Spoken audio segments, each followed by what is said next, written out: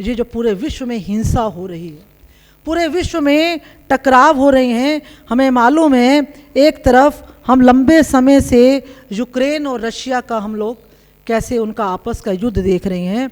हम देख रहे हैं कि ईरान और इजराइल भी आपस में भिड़ रहे हैं, और पता नहीं कब अगले सुबह जब नींद खुले तो पता नहीं कब जो दो देश हैं वो आपस में भिड़ते हुए दिखें। ये तो वो लड़ाई झगड़े हैं, वे युद्ध हैं जो हमें दिखाई देते हैं। लेकिन कुछ युद्ध ऐसे भी हैं, कुछ टकराव ऐसे भी हैं, कुछ लड़ाइयाँ ऐसे भी हैं जो हमें दिखाई नहीं देती, जिन्हें हम महसूस करते हैं। और यदि मुझसे पूछा जाए कि विश्व में बढ़ती हुई हिंसा, विश्व में बढ़ते हुए टकराव का कारण क्या है, तो मैं देव दयानंद की वो जो एक पुराना उनका संदेश था, जिस समय कहा गया था वेदों की ओर लौटो, मुझे लगता है कि हम वेदों से विमुख हो गए। ये विश्व में बढ़ती हुई हिंसा का प्रमुख कारण है। अब इसी के साथ यदि दूसरा प्रश्न रखा जाए कि हम मानते हैं हिंसा बढ़ रही है, तनाव बढ़ रहे हैं, तो इसको रोकने का उपाय क्या है, तो रोकने का भी एक ही उपाय है, वेदों की ओर लौटो। वेदों की ओर लौटने की जब हम बात करते हैं तो मेरा आशय कहीं ऐसा नहीं है कि जो 4 वेद हमारे पास हैं, मुझे तो लगता है कि आज की जो तथाकथित जो पढ़ी लिखी पीढ़ी है, अगर उन 4 वेदों के बारे में भी बात करें तो बहुत अच्छी बात है। लेकिन आज तो हम द्विवेदी, त्रिवेदी, चतुर्वेदी को लेकर ही लड़ते रहते हैं। हमारे लिए 2 वेद का मतलब द्विवेदी, त्रिवेद का मतलब त्रिवेदी, और चतुर्वेद मतलब ये जो सारे का सारा पूरे का पूरा परिवेश बदला है। इसलिए इस परिवेश में अब हमें बैठकर चिंतन करना होगा। फिर भी मेरी और आपकी पीढ़ी, शशि जी, मेरी और आपकी पीढ़ी बहुत बहुत सौभाग्यशाली है। हम फिर भी एक अच्छे समय में रह रहे हैं, फिर भी ये समय अच्छा है। मेरे से जो पिछली पीढ़ी ने समय देखा वो और ज़्यादा अच्छा था, लेकिन जिस पीढ़ी में हम रह रहे हों, जो हमारा वर्तमान हो, उस वर्तमान को खराब कहने का मतलब है कि हम अपने आप को खराब कह रहे हैं। लेकिन इस वर्तमान दौर में यदि हमने भविष्य की बात करनी है, पूरे विश्व की तरफ जब हम एक दृष्टि डालते हैं, तो हमें लगता है कि पूरे के पूरे विश्व की जो सोच है वो सोच बदल चुकी। मैं कहती हूँ पूरे विश्व की सोच बदल गई। कोई बात नहीं, बदलती रहती है। इतिहास के कई उतार चढ़ाव हमने देखे हैं। भारत ने कई तरह का इतिहास देखा है, कई स्वर्णिम अध्याय देखे हैं, कई काले अध्याय देखे हैं। लेकिन यदि भारत में रहने वाले लोगों की, यदि आर्य समाज में से जुड़े लोगों की सोच बदलती है, आर्य समाज में रहने वाले अगर परिवारों की सोच बदलती है, तो इस राष्ट्र के लिए घातक है, इस राष्ट्र के लिए बहुत बहुत घातक है। और समाज को बिगाड़ने का जो सबसे बड़ा कारण उत्तरदायी होता है वो होता है धर्म। पहले भी हमारे यहाँ पे धर्म के आधार पर लोगों को बांटा गया। आज भी हम धर्म के आधार पर कैसे मरने और मारने को तैयार हो जाते हैं, क्योंकि जो हमारी धर्म की सोच है, धर्म के लिए स्वामी दयानंद कहा करते थे कि जो धर्म है, धर्म मनुष्यता को बढ़ाता है, मनुष्यता का आदान प्रदान करता है, मानवता सिखाता है। धर्म वो है जो हमें मनुष्य के जीवन को जीने के लिए प्रेरित करता है। इसीलिए देव दयानंद ने एक स्थान पर लिखा है कि धर्म के लिए जो वेद हैं, वेद धर्म का आदान प्रदान करते हैं, ना कि भेदभाव। धर्म आधारित है वेदों पर, वेद आधारित है धर्म। धर्म कौन सा? मानवीयता का धर्म। लेकिन हम देखते हैं कि कैसे धर्म के आधार पर सांप्रदायिक दंगे हो जाते हैं, क्योंकि धर्म की जो सोच है, जो धर्म की परिभाषा है, जो धर्म का स्वरूप है, वो पढ़े लिखे लोगों ने उसको खराब करके रख दिया। आज भी धर्म का मतलब होता है किसी स्थान विशेष को उसके में जाकर पूजा पाठ को लेकर किसी भी तरह की एक अलग संकीर्ण विचारधारा को जोड़कर कुछ कर्मकांड करके हम धर्म मान लेते हैं, जबकि हमारे आर्य समाज ने इस तरह के धर्म को कभी नहीं माना। हमारा एक ही मंत्र है, एक ही मंत्र है, और वह है गायत्री मंत्र। हमारे लिए तो देखिए इससे बढ़िया एक ही शब्द है, ओम। देव दयानंद कहते हैं गायत्री मंत्र सुबह से शाम तक बोलना चाहिए, जिसको कबीर ने अजपा जाप का है। कबीर कहते हैं कि उस निर्गुण का हमें, उस निराकार का हमें मन ही मन नाम लेना चाहिए। दयानंद कहते हैं जहाँ बैठो, जैसे बैठो, जिस तरह से बैठो, उस गायत्री मंत्र का जाप करते रहो। गायत्री मंत्र का जाप भी नहीं कर सकते तो एक ओम हमारे पास है। ओम अपने आप में ही हमारे सारे दुखों का हरने वाला, हमें उस ईश्वर से जोड़ने वाला एक ही शब्द ओम। लेकिन उसके साथ शर्त है। शर्त ये है कि हमें अपनी भावनाओं को शुद्ध करना होगा। अब जब हम भावनाओं के शुद्ध करने की बात करते हैं, यहाँ पर भावनाओं के साथ जुड़ता है आपका आर्य समाज। आर्य समाज कहता है कि सत्य के अनुशीलन और प्रचार का सभी को समान अधिकार है। शशि जी, मेरी और आपकी पीढ़ी तो फिर भी सौभाग्यशाली है कि हम लोग आर्य समाज से जुड़े हुए हैं। हमारे घर परिवारों में आर्य समाज की बात हो जाती है, हम लोग वेदों पर बात कर लेते हैं, हम समाज को देखकर कभी चिंतित हो जाते हैं। लेकिन मेरा प्रश्न है आप लोगों से, ये जो 2 बच्चियां हमने देखी, बताइए हमारे बीच में ऐसे कितने परिवार हैं जो इस तरह के बच्चों को तैयार कर रहे हैं। मेरी और आपकी पीढ़ी जिस तरह से तैयार हुई है, ये पीढ़ी वो पीढ़ी है जिसने अपने माता पिता से संस्कार लिए हैं। ये पीढ़ी वो पीढ़ी है जिसने अपने घर परिवार से संस्कार लिए हैं, जिसने अपने घर परिवार की 4 दीवारी से सीखा है। ये वो पीढ़ी है जिसने बड़ों का आदर करते हुए अपने जीवन की एक दिशा निर्धारित की है। और ये वो पीढ़ी है जो अपने आगे आने वाली पीढ़ी के लिए भी काम कर रही है। लेकिन प्रश्न ये है कि जो आगे आने वाली पीढ़ी है उसकी स्थिति क्या है, हम उस पीढ़ी को कैसे तैयार कर रहे हैं। क्या वो पीढ़ी इतनी मजबूत है, और उस पीढ़ी जिस पीढ़ी से ये राष्ट्र उम्मीद करके चल रहा है कि भारत को 2047 तक विकसित राष्ट्र बनाना है, समर्थ भारत, श्रेष्ठ भारत, विश्व गुरु भारत। हम विश्व गुरु की बात कर रहे हैं, हम विकसित भारत की बात कर रहे हैं। लेकिन प्रश्न ये है कि राष्ट्र जिस गति से जा रहा है, जिस तरफ जा रहा है, जिसके लिए हमें वेदों ने मूल मंत्र दिया था, सर्वजन हिताय सर्वजन सुखाय का। सर्वजन हिताय, सबके हित की बात सोचो, सर्वजन सुखाय, सबके सुख की बात सोचो। लेकिन आज हम सबके हित की बात नहीं सोचते हैं। आज तो हम दुनिया कर लो मुट्ठी में। एक तरफ वेद कहता है कि जो कुछ आपके पास है, दोनों हाथों को आप अपने हाथ खुले रखो, और उन खुले हाथों से अपनी जेब में जब हाथ डालो, आपको कोई भी जरूरतमंद दिखाई दे तो आप उसको दो। लेकिन हम तो कहते हैं कि हमसे ज़्यादा ज़रूरतमंद कौन। ऐसे लगता है कि हमारे पास इतनी धन दौलत होने के बाद, इतना कुछ होने के बाद, हम अपने भीतर से आज भी गरीब बने हुए हैं, क्योंकि हम सब बटोरने में लगे हुए हैं। बटोरना केवल पैसों का बटोरना नहीं होता। बटोरना हमारे घर में अधिक, कोई भी अगर आवश्यकता से अधिक चीज़ है, कुछ भी आवश्यकता से अधिक है, वो आपकी रसोई के बर्तन हो सकते हैं, वो आपकी अलमारियों के कपड़े हो सकते हैं, वो आपके बाथरूम की सुविधाएं हो सकती हैं। अगर हमारे पास आवश्यकता से अधिक चीज़ें हैं तो समझो हम बटोरने में लगे हुए हैं। और ये आज हर घर की स्थिति यही है।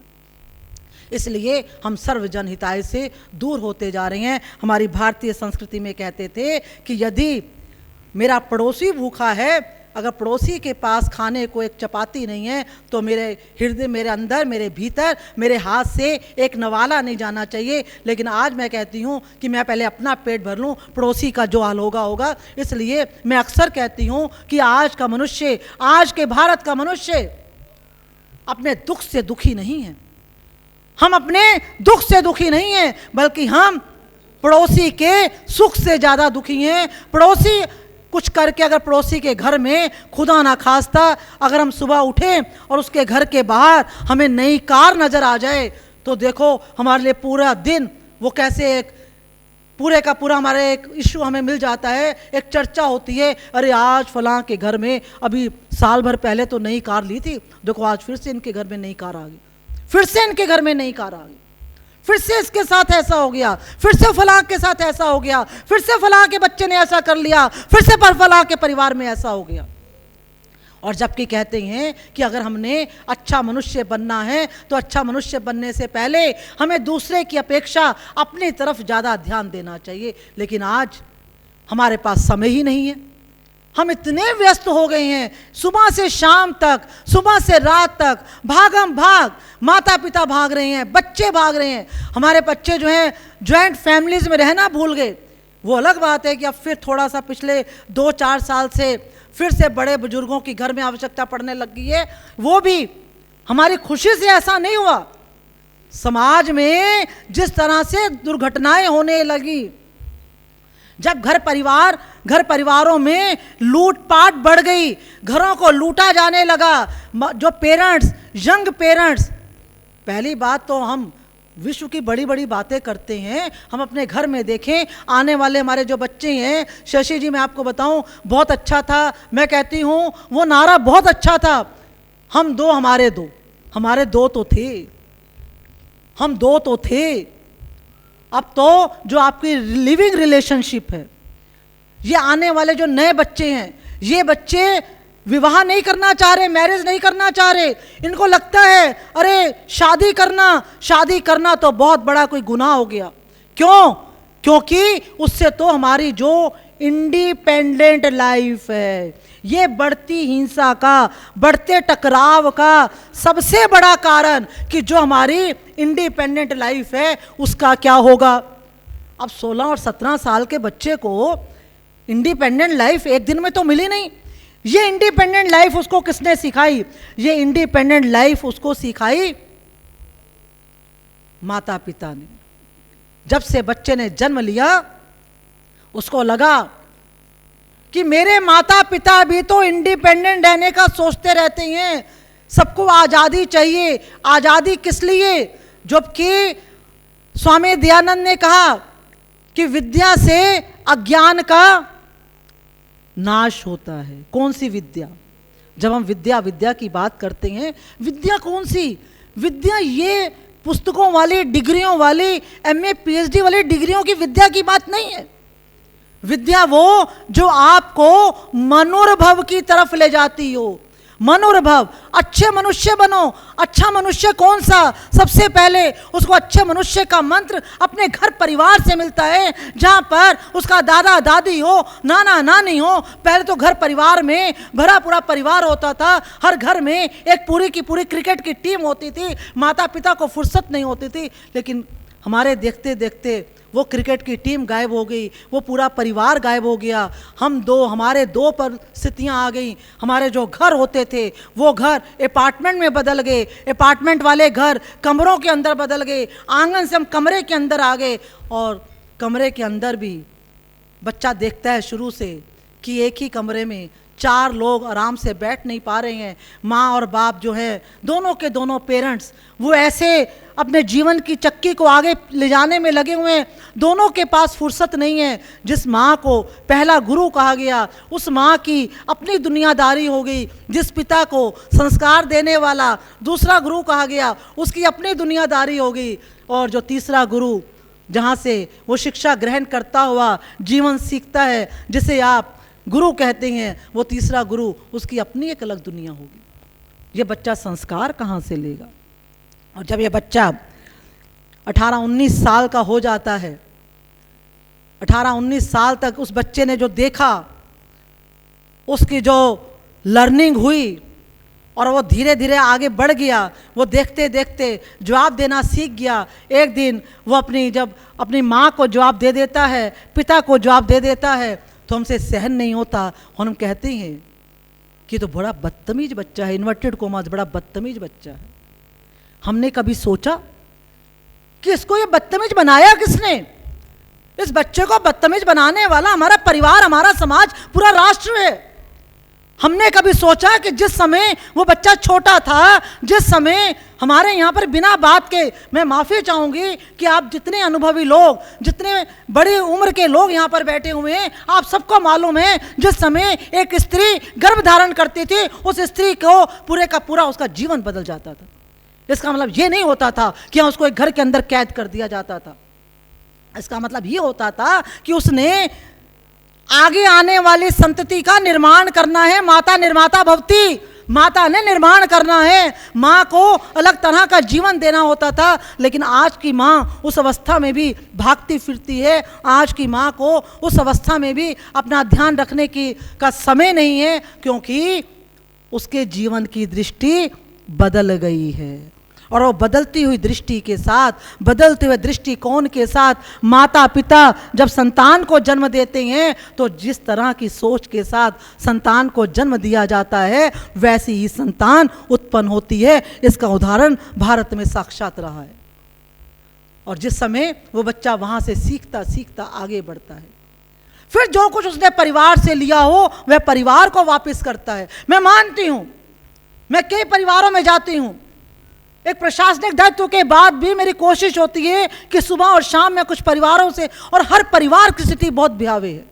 बहुत बच्चे, बहुत कम संख्या में परिवार ऐसे हैं जहाँ के बुजुर्ग लोग अपने परिवारों से संतुष्ट हैं, जहाँ उनको लगता है कि हमारी संतान सही रास्ते पर चल रही है। वहाँ पर भी वे कहते हैं कि देखो हम तो आर्य समाज से जुड़े रहे, हम तो आज भी आर्य समाज जाते हैं, देखो हमारे बच्चे नहीं जा पाते, कोई बात नहीं, हफ्ते में एक दिन चले जाते होंगे, वार्षिकोत्सव में चले जाते होंगे, लेकिन उनके आगे आने वाले बच्चों का क्या होगा?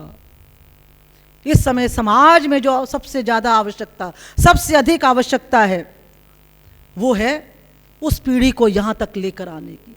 कहीं से तो उसको संस्कार मिले।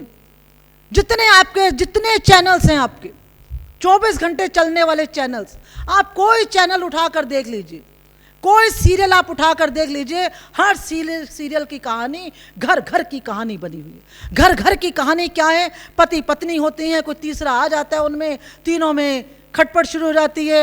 इस तरह का माहौल बना देते हैं कि हमारे बच्चों का विवाह जैसी संस्था से विश्वास उठ जाता है। और जो बच्चा घर से नहीं सीख पाता वो समाज से सीख लेता है। वही बच्चा जब समाज में जाता है वहाँ पर जाति के नाम पर लड़ाई झगड़े, उसकी जाति ये, मेरी जाति ये, वहाँ पर पूरे का पूरा जो है संप्रदाय को लेकर दंगे। मार्केट में वो बच्चा जाता है, उसको अलग तरह की दुनिया दिखाई देती है। अभी आजकल मैंने एक किताब आई है, किताब है from classroom to courtroom. कैसे जो है एक अच्छा यंग जो बच्चा है वो क्लासरूम में पढ़ता है, क्लासरूम से पढ़ते पढ़ते वो कोर्ट रूम तक जाता है तो उसको पूरी की पूरी दुनिया बदलती हुई दिखाई देती है। ठीक इसी तरह से एक बच्चा जब परिवार से बाहर जाता है तो उसको पूरी की पूरी दुनिया बदली हुई नजर आती है, और वहाँ पर उसमें कशमकश पैदा होती है। उसने जो हम बात करते हैं सर्वजन हिताय सर्वजन सुखाय की, वो कहता है इसमें तो मैं अपना ही हित नहीं कर पा रहा, मुझे ही अपना सुख नहीं है। हम सबके सोचने के लिए विषय है ये कि जिस देश के लिए कहा जाता था अरुण या मधुमेह देश हमारा, जहां पहुंचन जहां क्षितिज को मिलता एक सहारा, विश्व भर के लोग यहाँ पर शांति के लिए आते थे। कहते हैं इतना सुंदर देश था, हिमालय की वादियों को देखने के लिए आते थे। दिल्ली जैसे शहर में आपका रहना मुश्किल हो गया, वातावरण, हवा शुद्ध नहीं है। क्यों भाई? हवा किसने शुद्ध की? किसने इस हवा को अशुद्ध कर दिया? और शुद्ध किसने रखना था? हमने और आपने ही तो शुद्ध रखना था। अशुद्ध भी तो हमने और आपने ही किया। कैसे अशुद्ध किया? प्रकृति के साथ खिलवाड़ करके। जब जब हम प्रकृति के साथ खिलवाड़ करेंगे, आपके आर्य समाज प्रकृति संरक्षण की बात करता है, पर्यावरण संरक्षण की बात करता है। क्यों वेदों में कहा गया कि अपनी इच्छाओं को नियंत्रित करके रखिए, अपने जीवन को सुखी बनाना है तो जीवन को बहुत अधिक फैलाइए मत। आप वेदों को अच्छी तरह से पढ़िए और अंत में आपको एक ही निष्कर्ष मिलेगा। वेद कहते हैं सुख सुविधाओं के लिए आपको भागने की जरूरत नहीं है। एक जगह पर स्वामी दयानंद खुद कहते हैं कि अगर हमने भीतर का सुख अगर हमने ढूंढना है, भीतर का सुख प्राप्त करने के लिए में हमें बाहर जाने की जरूरत नहीं है। कुछ मत करो। आप आर्य समाज जिस मूल उद्देश्य के लिए स्थापना की गई थी आर्य समाज की, कि जब जब समाज में कुछ ऐसा होगा, आर्य समाज के लोग बैठेंगे, बैठकर चिंतन मनन करेंगे, मंथन करेंगे और कोई समस्या होगी तो उसका समाधान निकालेंगे। लेकिन वो पूरे का पूरा परिवेश मेरे और आपके देखते देखते बदल गया। और हम कितने होशियार हैं, हर समस्या में से अपने आप को किनारा करके निकाल लेते हैं।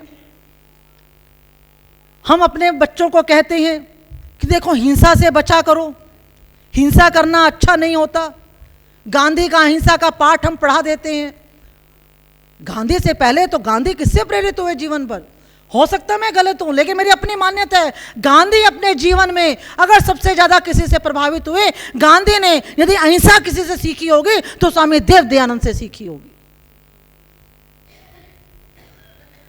लेकिन क्या हिंसा किसी को, एक दूसरे को मारना, एक दूसरे को चाकू घोंप देना, यही हिंसा होती है? क्या एक थप्पड़ का जवाब दूसरे थप्पड़ से ना देना अहिंसा होती है? केवल इतनी ही अहिंसा है?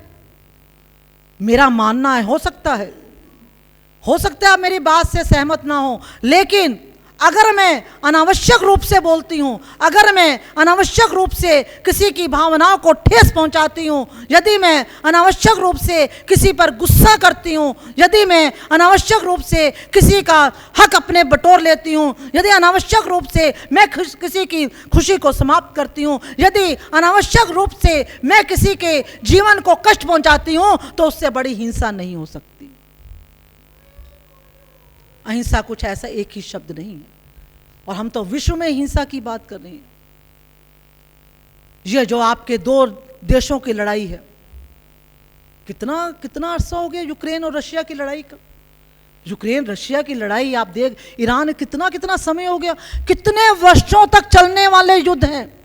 हमारे यहां पे तो एक ही महाभारत हुआ था, उस महाभारत का परिणाम हम आज तक भुगत रहे हैं। और ये जिस तरह से झगड़े चल रहे हैं, क्या इन सब का असर भारत पर नहीं होगा? जिसको अर्थव्यवस्था की चिंता करनी है वे अर्थव्यवस्था की चिंता करेंगे, जिसको राजनीति की चिंता करनी है वे राजनीति की चिंता करेंगे, जिसको समाज की हिंसा चिंता करनी है वे समाज की बात करेंगे। लेकिन कम से कम हम अपने घर परिवार को तो सुदृढ़ बनाएं।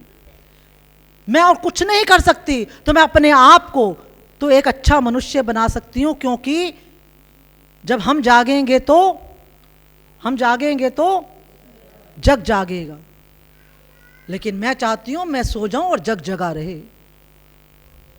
अगर किसी को भगत सिंह पैदा करना है तो मेरे घर से क्यों पैदा, पड़ोसी को भगत सिंह पैदा करना चाहिए।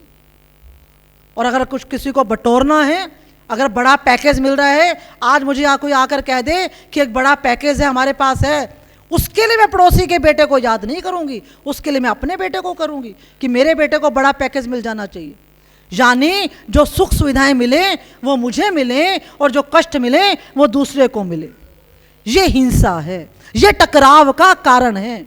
टकराव, बड़े बड़े टकराव एक दिन में पैदा नहीं हो जाते, ये छोटे छोटे टकराव होते हैं जो परिवारों को तोड़ते हैं, जो समाज को तोड़ते हैं और अंततोगत्वा राष्ट्र को तोड़ते हैं। और हम सब ने को ये मालूम है कि जब तक हम सत्य और अहिंसा के मार्ग पर नहीं चलेंगे तब तक संघर्ष को समाप्त नहीं किया जा सकता। स्वामी देव दयानंद कहते हैं कि क्योंकि शांति उनके समय भी बहुत थी, वे कहते हैं कि यदि आपने संघर्ष को समाप्त करना है तो सबसे पहले अपने आप को सत्य और अहिंसा के मार्ग पर चलाना शुरू करो। और सत्य और अहिंसा का मार्ग कोई इतना आसान मार्ग नहीं। ये जो हमारी सोच बन गई है, जीवन को जीने का जो हमारा एक नजरिया है, ये नजरिया जब तक हमारा नहीं बदलेगा, मुझे नहीं ध्यान है कि मेरे माता पिता ने, यहाँ जो ये लोग बैठे हुए हैं, इनके माता पिता ने स्कूलों में हमें बड़े बड़े डॉक्टर, बड़े बड़े इंजीनियर या बड़े बड़ी कोई पोजीशंस लेने के लिए भेजा होगा। तब क्या सोचते थे माता पिता, पेरेंट्स यही तो सोचते थे कि हाँ बच्चा पढ़ लिख जाएगा, बच्चा अपने पैरों पर खड़ा हो जाएगा, कुछ कर लेगा। लेकिन आज क्या पढ़े लिखे पेरेंट्स ऐसा सोचते हैं? क्या हमारे पास विद्या का ज्ञान है? पढ़े लिखे माता पिता के पास विद्या का, क्या हम हर समय अविद्या से घिरे हुए नहीं हैं? हम तो अपने आप को अविद्या के रास्ते ही तो लेकर जा रहे हैं। कभी हमने कोशिश की कि हमारे आसपास के जो स्कूल है वहाँ का वातावरण कैसा है? आपको हैरानी होगी, जिन्हें आप अच्छे से अच्छा पब्लिक स्कूल मानते हैं, पहले तो 1-2 पब्लिक स्कूल होते थे, 1-2 प्राइवेट यूनिवर्सिटीज़ होती थी, काम चल जाता था। जैसा समाज, जैसी डिमांड, वैसा उसका समाज को वैसा दिया जाता है। जैसे स्कूलों की डिमांड होने लगी, वैसे स्कूल सामने आने लगे। अच्छे स्कूल्स जो आप मानते हो, कभी आप वहाँ पर जाकर देखो, आपको पता चलेगा आपके 4th-5वीं के बच्चे आपस में क्या करते हैं, आप सोच भी नहीं सकते। आपके कान खड़े हो जाएंगे जब आप 4th-5वीं के बच्चों को देखेंगे आपस में, क्योंकि वो 4th-5वीं के बच्चों की जो भाषा है, जो सोच है, एक दूसरे के प्रति जो उनका आकर्षण है, जो हम और आप कभी 18, 19, 20 साल की उम्र में सोचते थे, वो 4th-5वीं क्लास का बच्चा सोच रहा है। कहां से सीखा उसने मां के गर्भ से सीखा। आज जो स्थिति है, चाहे वो भारत में हो चाहे विश्व में हो, मैं उसके लिए सीधा सीधा मातृशक्ति को दोषी ठहराती हूं, अपने आप को दोषी ठहराती हूं कि हमें जिस तरह का जीवन जीना चाहिए था वैसा जीवन हमने जिया नहीं। कहते हैं अभाव मनुष्य को मांझता है, संघर्ष जीवन जीना सिखाता है, सुख हमें बिगाड़ते हैं। आज हमें सुख चाहिए, हम में से कितने लोग हैं वो तो अलग बात है। इस मौसम में भी ईश्वर ने कहा अच्छा, बहुत गर्मी परेशान करती है आपको, बहुत सर्दी परेशान करती है, गर्मी में गर्मी नहीं होती, सर्दी में सर्दी नहीं होती। हमने इतनी बड़ी बड़ी इमारतें खड़ी कर ली, देख लीजिए आपके क्या हो रहा है, जहां जहां युद्ध हो रहे हैं बड़ी बड़ी इमारतें धराशायी हो रही हैं। इमारतें धराशायी हो सकती हैं, घर धराशायी हो सकते हैं, लेकिन ये किसने कह दिया कि ईंटों से बनी हुई जो इमारतें होती हैं, ईंट और सीमेंट से बनी हुई इमारतें घर नहीं कहलाते हैं। घर उसके अंदर रहने वाले जो लोग होते हैं, जितने सदस्य होते हैं, वहाँ रहने वाले मनुष्य घर को घर बनाते हैं। और आज घर घर से मनुष्यता गायब होती जा रही है। हम तो बात करते हैं वसुधैव कुटुंबकम की, वसुधैव कुटुंबकम, इससे बड़ा भारत का जो संदेश है वसुधैव कुटुंबकम का, मुझे नहीं लगता किसी दूसरे राष्ट्र की संस्कृति का संदेश है, जहां पूरे विश्व को एक परिवार माना जा सकता है। लेकिन आप देखिए पूरे विश्व को परिवार क्या, हमारा अपना एक परिवार आज नहीं, हर परिवार में परेशानी है। आजकल टीवी में एक बहुत अच्छा सीरियल आ रहा है, मैंने देखा नहीं है, मैं भी बीच बीच में देख रही हूँ बहुत। उसको आप देखेंगे तो आप कुछ ऐसा ही, राय सिंघानी वर्सेस राय सिंघानी। क्या देख रहे हैं हमारे बच्चे? कभी आप देखिए वो सीरियल, आपकी आंखें खोलेगा। क्या देख रहे हैं बच्चे? पूरे का पूरा जो है वकालत पर वो सीरियल है, और घर का कोई सदस्य उस सीरियल में ऐसा नहीं है जिसके हाथ में शराब ना हो। मुझे जो है कोर्ट रूम के किसी लॉ का कोई टॉपिक था, और लॉ के टॉपिक पर मुझे जो स्टूडेंट्स हैं, लॉ के स्टूडेंट्स हैं, उनसे मुझे बात करनी थी। तो मैंने कहा उसके मैं 2-3 एपिसोड्स एक साथ देख लेती हूँ, ताकि मुझे उन स्टूडेंट्स से बात करना आसान हो जाएगा। और वहाँ पर लगभग 125 बच्चे बैठे हुए थे। अध्यक्षा जी, 125 बच्चे बैठे हुए थे। 125 में से 90% बच्चों ने कहा यदि हमने ड्रिंक करना सीखा है तो हमने इस सीरियल से सीखा है। सीरियल में छोटे से लेके बड़े बच्चे तक, दादी के हाथ में जाम का गिलास है।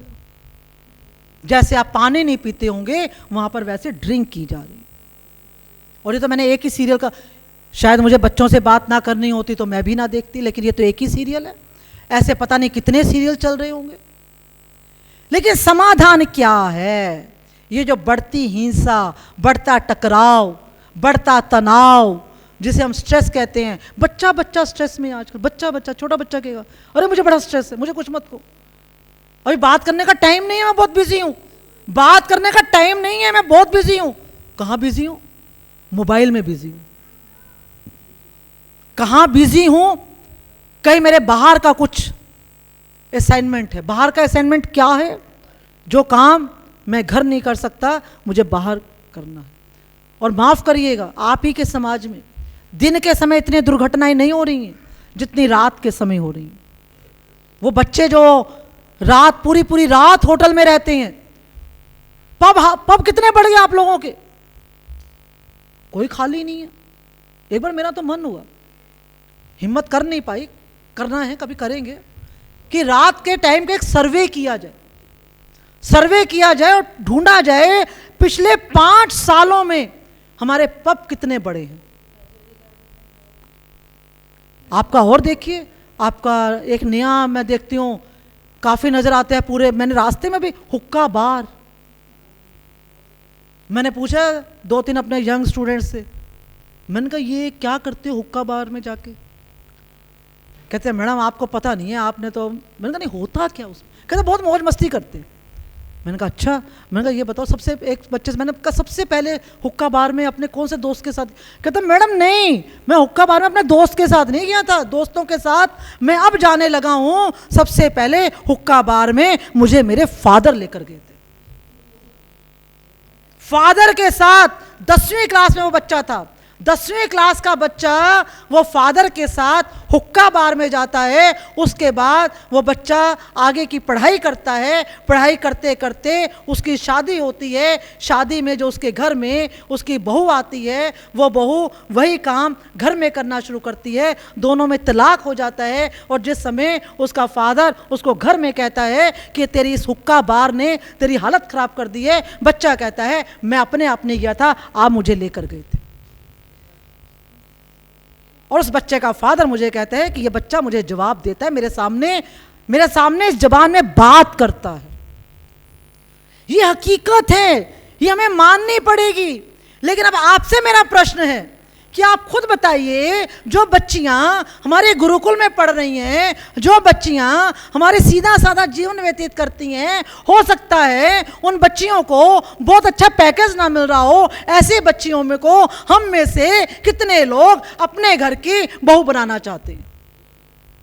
देखिए एक, देखिए ये जो बढ़ता तनाव है, ये टकराव जो है, टकराव घर से शुरू होता है।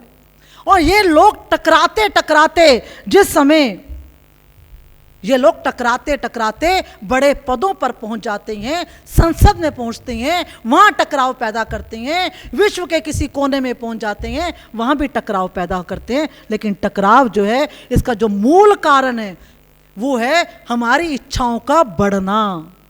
और टकराव को दूर करने का एक ही कारण है, किसी तरह से हमारी सहन शक्ति बढ़ जाए।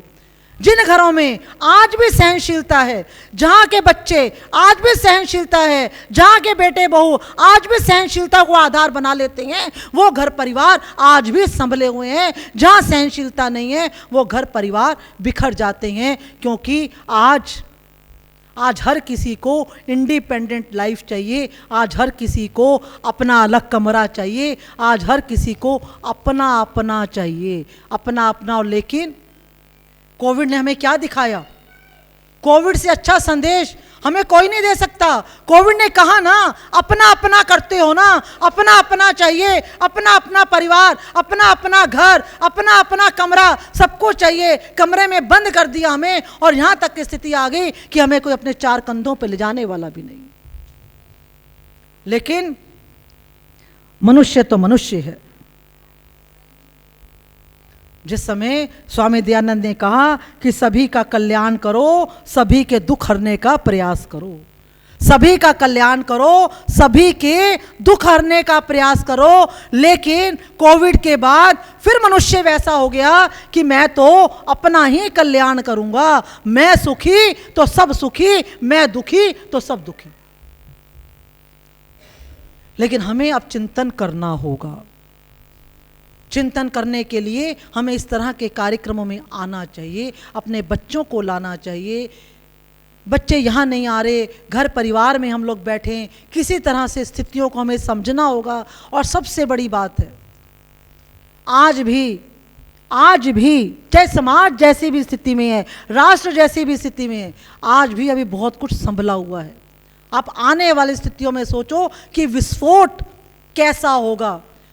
अभी तो हम हवा का देख रहे हैं, पानी का संकट, जल का संकट आपके पास आने कितना। इसमें आने वाली पीढ़ी का क्या दोष है? आने वाले बच्चों का, जो बच्चे 4-4, 5-5 साल के हैं, उन बच्चों का क्या दोष है? इसके लिए तो हम सब दोषी हैं।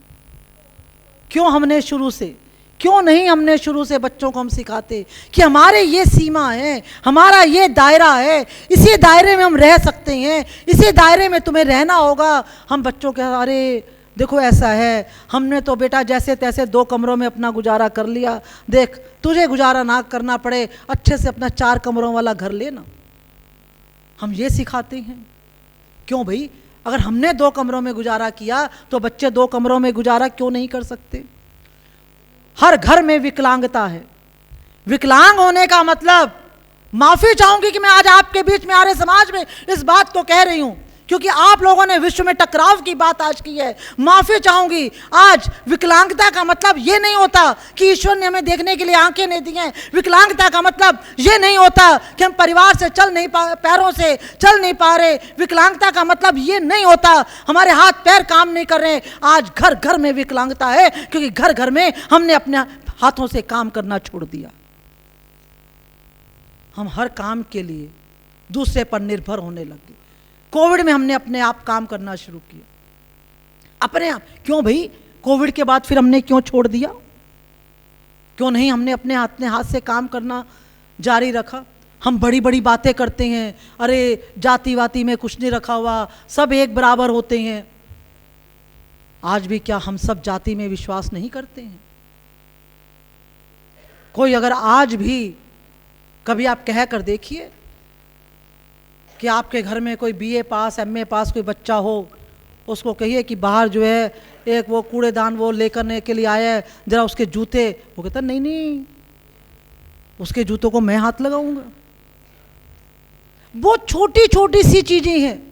हमें बहुत बड़ी बड़ी बातें नहीं करनी चाहिए, हमें बहुत बड़े बड़े कोई हमें ऐसे मुद्दों पर बात नहीं करनी चाहिए। जहाँ पर हम हैं, जिस स्थिति में हम हैं, हमें उस पर विचार करना चाहिए। हमें सोचना चाहिए कि आज जो इतना बड़ा टकराव हमारे सामने है, ये दिल्ली की हवा जो हमने इतनी खराब की है, हम ही ने खराब की है, इस हवा को हम कैसे सुधारें। एक तरफ ऐसे परिवार हैं जो परिवार बच्चों को जन्म नहीं देते, एक तरफ ऐसे भी परिवार हैं जो कहते हैं कि घर में 10-10, 12-12 बच्चे हो जाएं। हम 2, हमारे 20, हमारे 22, कोई सीमा ही नहीं है। ये जो असमानता है समाज में, जब तक समानता नहीं होगी, चाहे वह समानता किसी की भी हो, समाज में जब तक सब बराबर नहीं होंगे, चाहे आप उसको स्त्री पुरुष की समानता कहिए, चाहे आप उसको आर्थिक समानता कहिए, चाहे आप उसको संसद में पहुंचने तक की समानता कहिए। अभी कल ही मुझे एक ने कहा, कहते जी आप कैसे कह सकती हैं भारत में स्त्रियों के पास इतने अधिकार नहीं हैं, हमारे यहाँ तो एक झारखंड की महिला को राष्ट्रपति बना दिया गया। मैंने कहा कितनी महिलाएं वहां तक पहुंची? 150 करोड़ के राष्ट्र में कितनी महिलाएं वहां तक पहुंच गई? और कभी आप हालत जाकर देखो झारखंड में क्या है। शहर में हम जितने लोग रह रहे हैं, शहर की हम सभी महिलाओं को हमें आज भी आदिवासी क्षेत्रों में जाना चाहिए। क्योंकि मैं पिछले महीने देख कर आई हूँ, सच में मेरी आंखों से आंसू निकल आए। आज भी वहाँ पर महिलाओं को तन ढकने के लिए एक कपड़ा बड़ी मुश्किल से हो रहा है। और महिलाओं के प्रति जो समाज की सोच है ना, वो आप लोग वहाँ पर जाए तो आपको पता चलेगी। ये यहाँ पर कहकर हम बहुत सी बातें कर लेते हैं। 1% महिलाएं भी ऐसी नहीं हैं जिनको अपना तन ढकने के लिए वहाँ पर प्रॉपर कपड़े मिल रहे हो। लेकिन फिर भी आप मजे की बात देखिए, हम लोग अच्छे पढ़े लिखे घरों में जाते हैं, वहाँ पर उनके घर की मेड हमें पानी पिलाती है, और आप आदिवासी क्षेत्रों में जाइए, उस घर की महिला ने कहा कि नहीं, अच्छा आप इतनी दूर से आप मेरे घर आए हो, मेरे घर में कोई पानी नहीं पिलाएगा, मैं खुद अपने हाथ से आपको पानी पिलाऊंगी, क्या आप मेरे हाथ से पानी पीना पसंद करेंगी? उसका वाक्य था, शशि जी, क्या आप मेरे हाथ से पानी पीना पसंद करेंगी? ये स्थिति है हमारे समाज की। लेकिन फिर भी भारत निराशा में भी आशा देखता है। आर्य समाज श्रेष्ठ जनों का समाज है। जब जब इस समाज पर कोई भी विपत्ति आई है, तब तक आर्य समाज ने एक नया कदम आगे बढ़ाया है, और देव दयानंद की 2 पंक्तियों के माध्यम से मैं अपनी बात को विराम देना चाहूँगी। विराम देने से पहले मेरी आप सबसे करबद्ध प्रार्थना है, आप जहाँ पर भी हैं अपनी आवश्यकताओं को हमें बहुत अधिक नहीं बढ़ाना चाहिए। गुस्सा जहाँ पर बहुत ज़्यादा, अगर बहुत ज़्यादा शांति अच्छी है तो गुस्सा बहुत ज़्यादा बहुत खराब है। जीवन में हमें अपने स्वभाव में सामंजस्य बनाना चाहिए, हमें घर परिवार में सामंजस्य बनाना चाहिए, हमें वातावरण में सामंजस्य बनाना चाहिए, हमें समाज में सामंजस्य बनाना चाहिए। और सामंजस्य बनाते बनाते देव दयानंद के शब्दों में, जब तक मनुष्य अपने भीतर शांति स्थापित नहीं करेगा तब तक विश्व में स्थायी शांति असंभव है। अगर आपको विश्व भर में शांति स्थापित करनी है तो मनुष्य को अपने भीतर शांति, अपने भीतर धैर्य, अपने वही जो ईश्वर ने तमाम गुण स्त्री को दिए हैं। वो अलग बात है कि स्त्री जन्म लेने के बाद उन गुणों को भूल जाती हैं। ईश्वर ने, विधाता ने तो स्त्री को उन्हीं गुणों के साथ भेजा है। ईश्वर करे भारत की स्त्री के एक एक गुण इस पूरे विश्व की के एक एक व्यक्ति में आ जाएं। मनुष्य भीतर से शांत होगा, भीतर से सुखी होगा तो पूरे विश्व में खुशहाली ही स्थापित होगी। 100 से अधिक देशों में देखा जाने वाला भारतीय संस्कृति और ऋषियों द्वारा दिए गए ज्ञान व संस्कारों को समर्पित आर्य विचारों का प्रचार करने वाला विश्व का एकमात्र सबसे बड़ा चैनल वैदिक प्रचार।